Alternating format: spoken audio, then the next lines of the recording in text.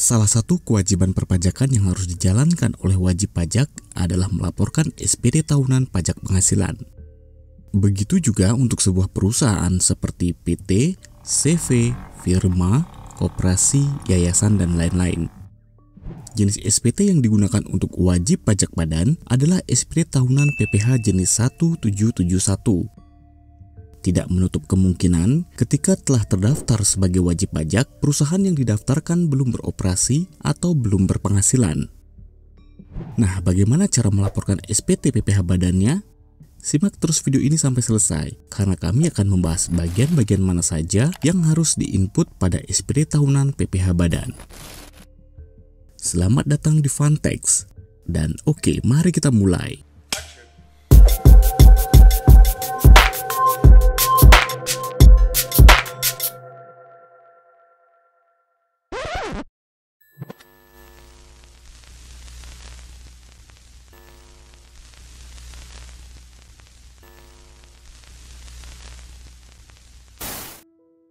Untuk melaporkan SPT badan, hal yang perlu Anda siapkan adalah laporan keuangan yang terdiri dari laba rugi dan neraca.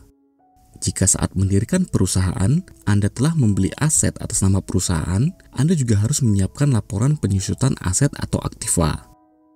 Selain itu, Anda juga perlu menyiapkan daftar pemegang saham yang terdiri dari nama, NPWP, alamat, jumlah nominal, dan persentase saham pada perusahaan tersebut. Dan terakhir, siapkan daftar pengurus perusahaan yang terdiri dari nama, NPWP, alamat, dan jabatannya. Pertama, kita bahas sedikit tentang laporan keuangan laba rugi dan neraca.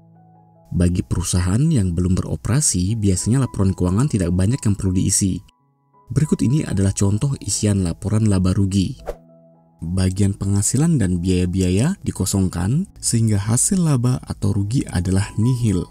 Misal di awal pendirian perusahaan telah terdapat biaya administrasi, silahkan di bagian biaya ditambahkan biaya administrasi sehingga dalam laporan laba rugi terdapat rugi sebesar nilai biaya tadi.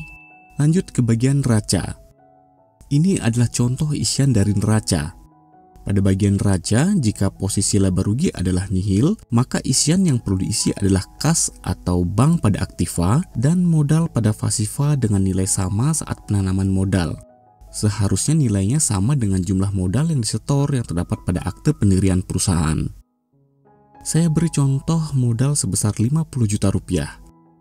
Jika posisi pada laporan laba rugi adalah rugi sebesar biaya administrasi yang dikeluarkan, maka nilai rugi tersebut diinput pada laba tahun berjalan sebesar nilai rugi pada laporan laba rugi, nilainya minus. Misal ruginya adalah sebesar 5 juta rupiah, maka modal menjadi 45 juta dan kas atau bank sebesar 45 juta juga. Sehingga jumlah total aktiva dan pasiva menjadi sama, yaitu sebesar 45 juta rupiah. Bagi Anda yang belum memiliki contoh isian laporan laba rugi dan neraca, silahkan download pada link yang kami siapkan pada kolom deskripsi video ini. Setelah laporan keuangan diisi, silahkan dicetak, tanda tangan oleh penanggung jawab perusahaan, isi stempel perusahaan, lalu scan ke dalam bentuk PDF menjadi satu file saja. Nantinya file PDF ini akan diupload pada e-form SPT 1771 secara online. Oke, kita lanjut mengisi e-form pada DJP online. Silahkan buka browser Anda dan langsung ke halaman djponline.pajak.go.id. Maka akan muncul tampilan seperti ini. Jika perusahaan Anda belum terdaftar pada DJP online ini, silahkan daftar dulu, pilih belum registrasi di sini. Yang pasti, untuk bisa melakukan pendaftaran di DJP online, Anda harus sudah memegang e-fin terlebih dahulu. Apa itu e-fin dan bagaimana cara memperolehnya, silahkan cek pada video ini. Sedangkan bagaimana langkah-langkah daftar pada DJP online, silahkan cek pada video ini. Link bisa dicek pada pojok kanan atas atau cek pada bagian kolom deskripsi video ini di bawah. Untuk menyingkat durasi, pada video kali ini kami anggap sudah daftar dan bisa login pada DJP online. Oke, setelah login akan muncul tampilan seperti ini. Lalu pilih tab menu lapor di sini dan pilih e-form di sini. Maka akan muncul tampilan seperti ini. Untuk bisa melakukan pengisian SPT dengan e-form PDF, Anda wajib menginstal Adobe PDF Reader DC versi 32 bit. Meskipun laptop atau komputer Anda merupakan sistem 64 bit, untuk bisa membuka e-form PDF, disarankan untuk menginstal Adobe Reader PDF versi 32 bit. Oh ya, Untuk melakukan pelaporan SPT PPh Badan dengan e-form PDF, kita tidak bisa menggunakan handphone, hanya bisa dengan komputer atau laptop saja. Oke, lanjut lagi. Jika di komputer Anda belum terinstall Adobe PDF Reader DC, Anda bisa melakukan penginstalan dengan mengklik unduh Adobe PDF Reader pada tab menu di sini. Langkah ini hanya dilakukan sekali saja jika komputer Anda belum terinstall Adobe PDF Reader versi terbaru. Lanjut, klik bagian ini dan akan muncul tampilan seperti ini. Di bagian kiri, kita isi pilihan sesuai dengan spesifikasi komputer kita. Pertama, operating system, saya pilih Windows 10 atau menyesuaikan dengan komputer Anda. Untuk bahasa atau language, pilih saja English. Dan ketiga, untuk versi PDF-nya pilih yang ini, yang pasti bukan 64 bit.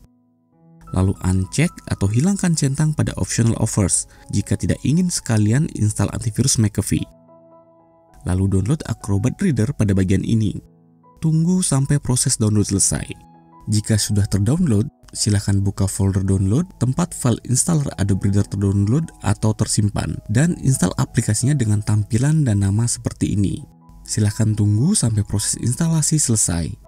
Dan jika sudah selesai, e-form akan bisa dibuka. Langkah instalasi tadi hanya dilakukan sekali saja dan tidak perlu dilakukan jika komputer Anda telah terinstall Adobe PDF Reader terbaru versi 32 bit. Oke, kembali lagi ke menu e-form pada DJP Online. Pilih tab menu buat SPT di sini, maka akan muncul tampilan seperti ini. Kemudian isi tahun pajak 2021, jenis SPT rupiah, status SPT normal, media pengiriman token email, dan pilih kirim permintaan di sini. Maka file e-form berbentuk PDF akan otomatis terdownload dan tersimpan pada folder download komputer Anda. Silahkan buka file PDF dengan nama file seperti ini. Maka tampilan e-form pada Adobe Reader adalah seperti ini. Pertama, isi dulu bagian kolom berwarna merah, yaitu pada bagian nomor telepon. Isi saja dengan kode area, contohnya 021. Pada e-form PDF ini, jika masih ada kolom berwarna merah, kolom tersebut harus diisi terlebih dahulu. Jika tidak, akan muncul error sehingga kita tidak bisa lanjut ke langkah berikutnya. Tampilan errornya kurang lebih seperti ini. Jika kolom merah telah terisi, kita lanjut ke bagian atas di sini. Pilih lampiran 5 dan klik buka. Maka akan muncul tampilan daftar pemegang saham dan daftar susunan pengurus. Silahkan isi kolom ini. Untuk menambahkan data, pilih tombol tambah di bagian bawah. Pastikan persentase modal totalnya adalah 100%. Data ini sesuai dengan data kepemilikan saham pada akte pendirian, sedangkan untuk dividen diisi 0 saja. Lanjut ke bawah, isi kolom daftar susunan pengurus sesuai dengan akte pendirian. Isikan nama yang sesuai dengan NPWP pemegang saham dan pengurus, contoh di sini kita isi kosong saja. Setelah semua terisi dan pastikan tidak ada kolom berwarna merah, kita kembali ke atas. Lanjut ke induk lanjutan dan pilih buka dan akan muncul tampilan seperti ini. Scroll ke bawah, kita isi kolom yang berwarna merah. Kita isi kota, tanggal SPT, nama dan NPWP penanggung jawab. Lanjut ke bagian atas, pilih lampiran 8A6 non kualifikasi dan pilih buka. Maka akan muncul tampilan seperti ini. Silakan isi elemen form ini berdasarkan laporan keuangan raca dan laba rugi yang telah kita buat sebelumnya. Kita isi seperti ini. Oke, sudah? Jika sudah, kita lanjut dengan pilih sebelumnya di sini, maka kita akan kembali ke halaman induk lanjutan. Jika pada laporan keuangan yang Anda susun terdapat biaya seperti biaya administrasi, maka kita harus menginput biaya tersebut pada lampiran 2 dan pilih pada bagian ini, lalu buka. Maka akan muncul tampilan lampiran 17712 seperti ini. Silakan isi saja jumlah biaya administrasi pada poin 11, biaya lainnya di sini pada kolom biaya usaha lainnya. Sekali lagi, ini diisi jika memang ada biaya. Jika tidak ada biaya, formulir ini tidak perlu diisi. Kita lanjut lagi ke bagian atas. Pilih induk lanjutan kembali dan buka. Pada halaman induk lanjutan, kita pilih kirim di bagian atas kanan di sini. Maka kita akan menuju halaman akhir e-form dengan tampilan seperti ini. Lakukan upload data laporan keuangan yang sudah kita scan ke dalam bentuk PDF pada bagian ini dan pilih unggah. sampai kolom merah hilang dan terisi nama file laporan keuangan kita seperti ini. Pastikan file PDF laporan keuangan yang kita upload tidak melebihi ukuran 20 MB. Selanjutnya langkah akhir adalah menginput kode verifikasi di bagian di bawah di sini.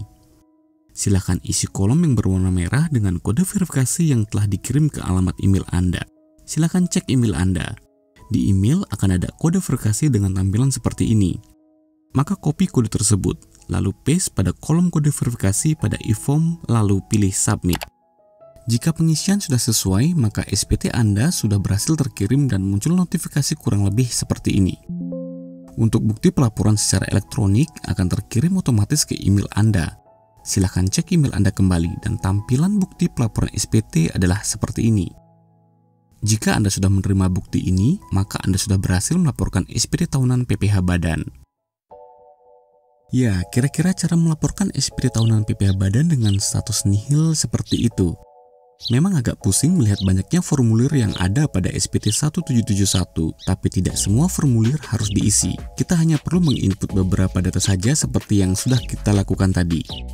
Hal yang perlu diperhatikan dalam pengisian e-form ini adalah pastikan tidak ada isian kolom yang masih berwarna merah.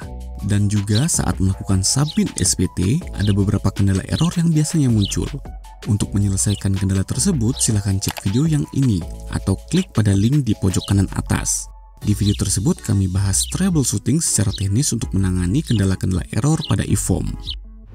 Oh ya, jangan lupa batas waktu pelaporan SPT tahunan PPh Badan adalah tanggal 30 April. Usahakan laporkan SPT tahunan PPh Badan Anda jauh hari sebelum batas waktu pelaporan atau tidak melewati batas waktu pelaporan. Karena jika terlambat atau tidak melaporkan SPT tahunan PPh Badan, terdapat potensi sanksi berupa denda sebesar Rp1.000.000. Semoga tutorial kali ini bisa membantu bagi Anda yang membutuhkan. Mohon maaf jika ada hal yang kurang disampaikan pada video kali ini. Jika ada pertanyaan, masalah, dan atau ingin menambahkan informasi, seperti biasa jangan ragu, silahkan tulis saja di kolom komentar. Kami berusaha merespon pertanyaan-pertanyaan Anda secepat mungkin. Terima kasih telah menyimak video ini sampai akhir. Dan terima kasih juga bagi Anda yang telah memutuskan untuk mensubscribe channel ini. Kami merasa sangat terapresiasi. Sekian dari kami dan saatnya undur diri. Until next time, stay safe and stay fun.